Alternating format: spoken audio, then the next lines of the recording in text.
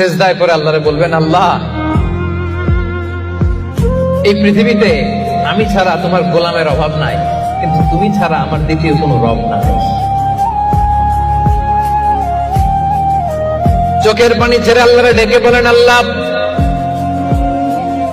এই জমিনে আমি ছাড়া তোমার গোলামের কোনো অভাব নাই, কিন্তু তুমি ছাড়া দ্বিতীয় কোনো রব আমার নাই, তুমি ছাড়া দ্বিতীয় কোনো জায়গায় চাওয়ার সুযোগ আমার নাই।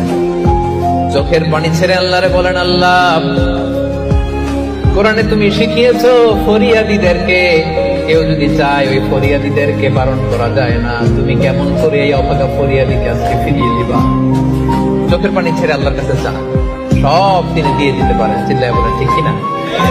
গোটা বিশ্বের সবাই আমাদের যার যা লাগবে সব যদি আল্লাহর কাছে চাই, আল্লাহ যদি সবাইকে সবকিছু দিয়ে দেয়, আল্লাহ বলে আমার ক্ষমতার 1 ইঞ্চিও কমবে না। চিল্লায় বলেন ঠিক কিনা?